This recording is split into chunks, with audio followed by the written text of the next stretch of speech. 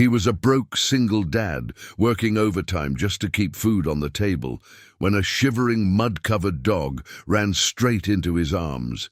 He didn't know where it came from or who it belonged to, but when he returned it the next day, the gate opened and a billionaire woman stood there, staring at the man who unknowingly saved her world. What she did next, no one could have predicted.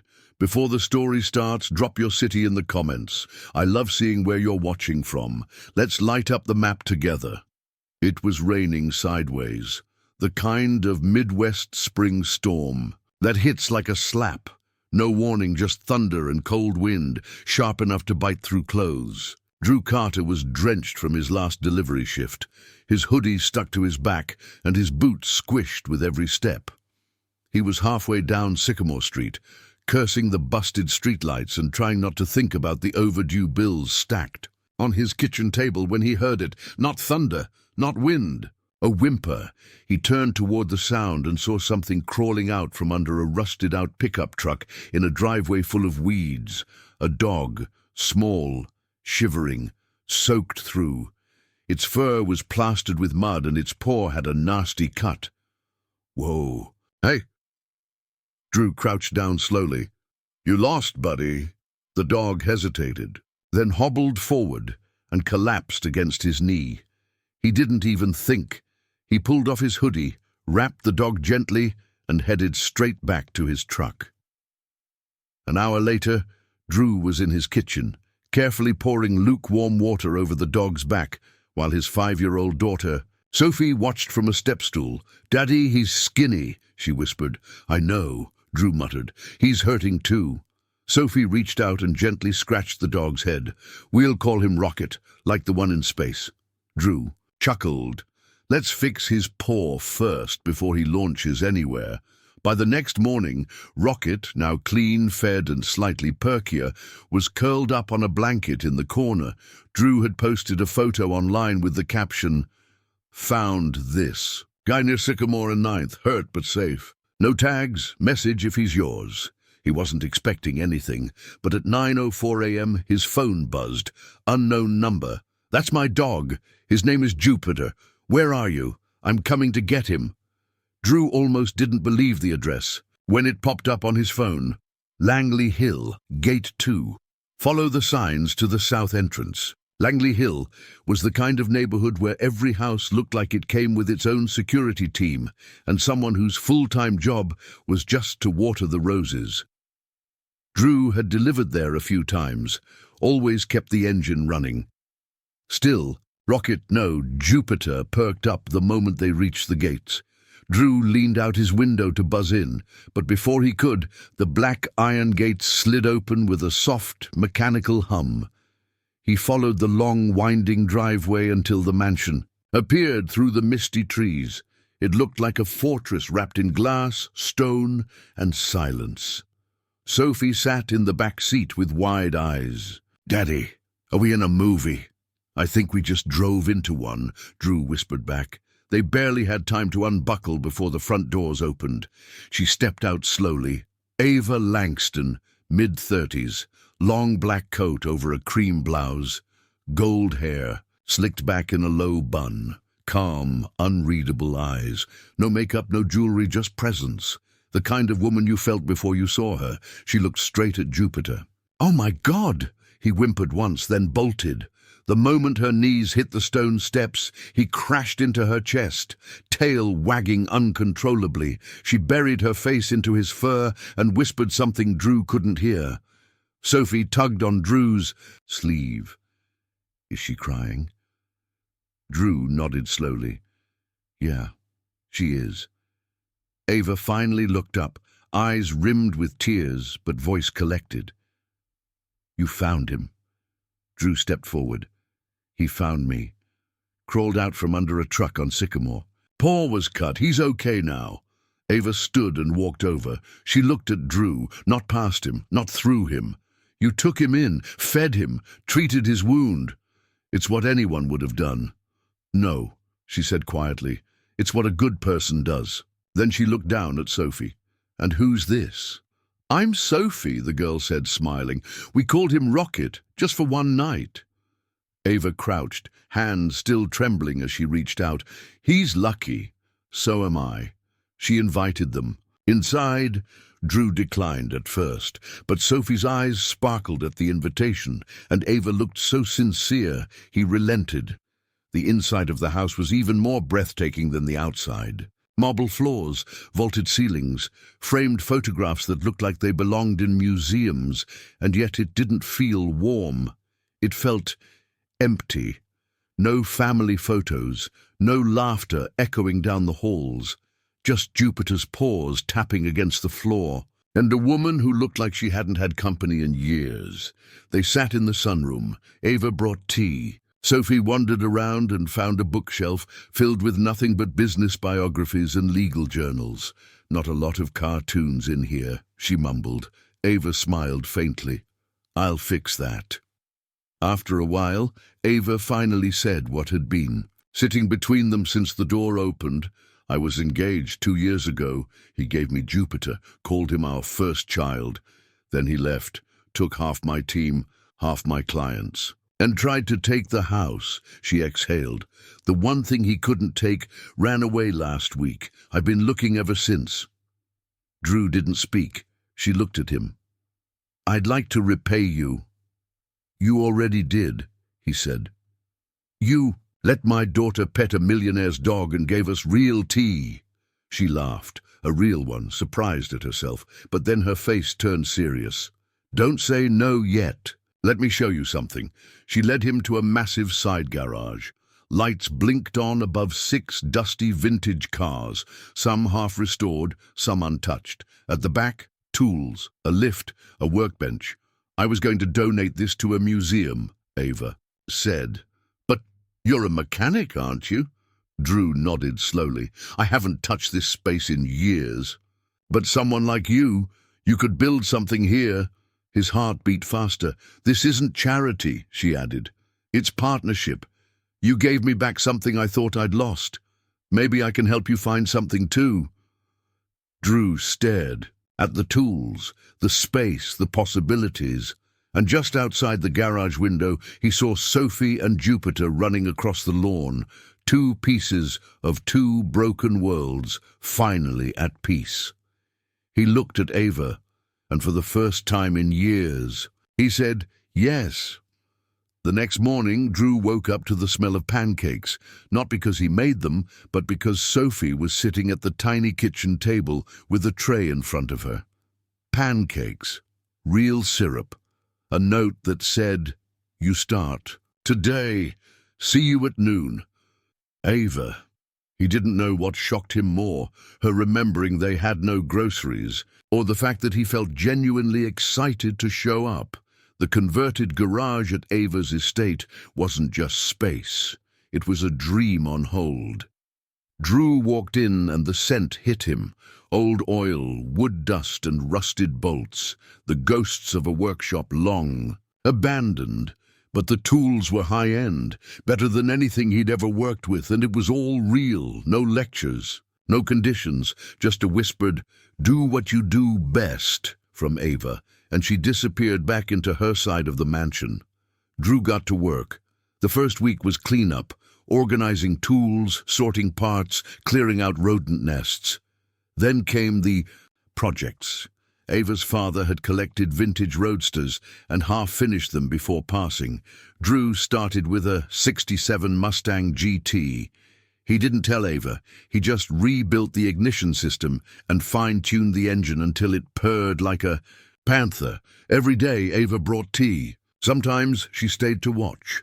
Other times she slipped away, her silk skirts brushing past grease-streaked concrete. They talked more, about business, about disappointment, about parenting. He learned she hadn't spoken to her parents in years. They'd wanted her to marry into a strategic family. When she chose to build her own company instead, they cut ties. She wasn't just rich, she was self-made, but lonely. So lonely it echoed in every corner of the house. One afternoon, as Sophie helped sweep the shop floor and Jupiter snoozed in, a sunbeam, Ava stood at the doorway holding a folder. "Do you trust me?" she asked. Drew wiped his hands. "Depends. Is this folder full of secrets or surprises?" "Both," she said. Inside the folder, a proposal, a small car restoration venture, fully funded, branded, backed, using the garage, Drew's work, Ava's networks. "You'd own 50%, she said. "You don't answer to me. You grow this your way. I just want to help build something that matters." He stared at it for a long time, then asked, "Why me?" Her voice caught. "Because when Jupiter was lost, you didn't ask for anything either. You just helped, and I think that's who I want to build with." But not everything was smooth. A man showed up at the gate 2 days later, dressed sharp, hair slicked. Ava's ex-fiancé, Colin Reeve. He wasn't here for Jupiter. He was here because the board of Ava's old company, the one he now controlled, caught wind of her new mechanic friend. And Colin was circling, like a shark, smelling blood in a wound. "You're risking your name for a man with nothing," he sneered, as Ava stood between him and the garage. Ava didn't flinch. "He has something you never did, Colin. Integrity." Colin smirked. "You always did fall for broken things. Let's see how long this one lasts." Later that night, Ava sat on the back patio with Drew, sipping wine under string lights. "Was he telling the truth?" Drew asked. "About what? Falling for broken things?" She paused, then looked at him. "I fall for people who fix things, even when they're the ones that need fixing too." He didn't speak. He just looked at her like she wasn't someone from a different world anymore. She was his world now, and maybe, just maybe, he was becoming part of hers. 3 months later, Drew didn't recognize his own life. The garage, now officially called True Grit Restorations, was booked 6 weeks out. Classic car enthusiasts from all over the state were reaching out, wanting him. Not just the shop, him, the man behind the engine. Sophie had her own little corner in the garage, a painted pink toolbox, and a dog bed beside it where Jupiter slept like a loyal second in command. Ava was still Ava, sharp, stunning, composed, but she laughed. More now. And every time she laughed, Drew saw the girl she must have been before billion-dollar boardrooms and betrayals. Then the news came. A well-known local business magazine was doing a spotlight piece. The billionaire who backed a backyard mechanic and the revival that followed. Drew didn't like cameras, Ava assured him. "Just be you." So he was. The interview took place in the shop. Drew stood in his oil-stained coveralls while Ava sat beside him in a beige turtleneck dress. The contrast wasn't lost on anyone. But it was them, real, raw, different worlds somehow working. "What made you help him?" the journalist asked Ava. She glanced at Drew, then said, "He reminded me that character isn't built in boardrooms. It's forged in places like this, under cars, in struggle, and in people who never stop showing up." The article exploded. Clients poured in, investment offers, news interviews. Even Colin showed up again, this time publicly. He crashed a charity event Ava invited Drew to. She was stunning that night. Emerald green gown, hair down, a crowd around her. Drew felt out of place in his off-the-rack tux, but she clung to his arm like he was the one being celebrated.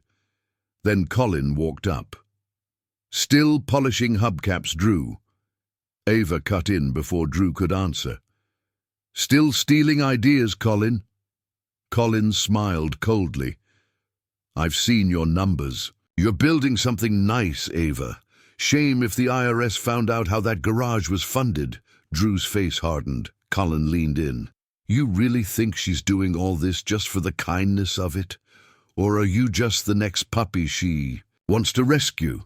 That night, Drew didn't sleep. They fought, not loud, not cruel, but painfully honest. "You should have told me Colin could cause trouble," Drew said. "You said this was clean. I didn't know he'd go that far. But he could ruin it all, couldn't he?" Ava's silence said more than any confession. Drew stepped back. "I can't be your project, Ava. I can't be something you fix so you feel better about what he broke." Her voice cracked. "You're not. Then tell me what I am. Silence. Then Ava turned and walked out. The next few days were quiet. Ava stayed away. Drew buried himself in work. Sophie noticed. So did Jupiter. Then, late one night, as Drew locked up the garage, he found a letter on the workbench from Ava. Before you, I stopped believing in second chances. You made me believe again. But I needed you to know this wasn't just about saving something broken. It was about building something whole for both of us. If you can't forgive me, I understand. But if you can, I'll be waiting. Drew stood in the cold garage, torn, angry, moved. Then a voice behind him. Sophie, she's not like Mom, Daddy. She didn't leave. She's waiting. He turned slowly. Sometimes your kid knows before you do. That night, Drew drove to Ava's mansion. She was on the steps. No coat, no shoes, like she knew he'd come. He walked up, said nothing, just held out the letter and whispered, "We build this together, no more secrets." She nodded, then leaned into his chest. "I'm done hiding." 6 weeks later, True Grit Restorations was on the brink of national recognition. Drew had been invited to speak at the American Restoration Expo in Chicago. He didn't want to. Public speaking wasn't his thing. But Ava, holding his hand as they packed the truck, had said, "They need to see your face, not just the work." So he went. The expo was huge, a sea of camera crews, car enthusiasts, CEOs. Drew felt out of place in his jeans and work boots until a kid walked up, tugged on his sleeve and said, "My dad says you're the guy who made being real cool again." Drew didn't know what to say. The speech was scheduled for 3 p.m. At 2:52 his phone buzzed, unknown number. He almost ignored it until the next text came in. "We both know this won't last. Turn on the news." Confused, Drew checked. His stomach dropped. Breaking. True Grit. Owners passed in question. Undisclosed financial history surfaces. Colin had leaked it. An old bankruptcy from years ago, tied to a failed side gig Drew had tried when Sophie was still in diapers.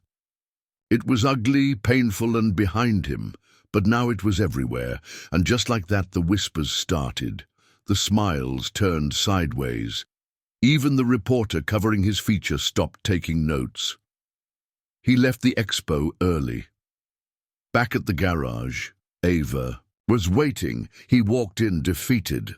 "I told you this would happen," he said. "I told you they'd find a reason to rip it apart. You also told me once that you don't quit when the engine sputters. This isn't a sputter, Ava. It's a blowout." "Then we fix the damn tire, Drew." He looked at her. Really. Looked.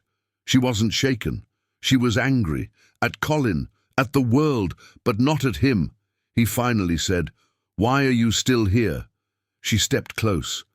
"Because the man who helped my dog, raised his daughter with nothing, and rebuilt this dream, deserves someone to stand beside him." The next morning, Ava did something no one expected. She held a press conference in front of the garage. Cameras, mics, reporters lined up. Drew stood beside her, arms folded, jaw tight, and she spoke. Yes, Drew Carter had a bankruptcy. It was public. It was painful. And it's also the reason this business exists today, because this man didn't fold. He fought. He rebuilt. And what we built together isn't some PR stunt. It's a legacy of second chances. And if anyone has a problem with that, there's the door. The applause was slow, then it grew and kept growing. Later that night, they sat on the shop roof, just the two of them. A blanket, a thermos, Jupiter curled at their feet. "Oh, you didn't have to do that," Drew said softly. "I wanted to," Ava replied. "You know," he said, "a few months ago, I thought my life peaked when I found a free donut in a trash bag." She laughed, the sound echoing against the stars. "And now," he turned to her, "now I think it's just getting started." Epilogue. 2 years later. The garage had doubled in size. Sophie was running a lemonade stand out front, mostly for fun, partially because she insisted Jupiter needed his own snacks. Ava was designing a new HQ. Drew still worked under the hood. More than at the desk, and on the wall behind the counter was a framed magazine cover. The Single Dad Who Built More Than Engines, How Kindness Created a Kingdom.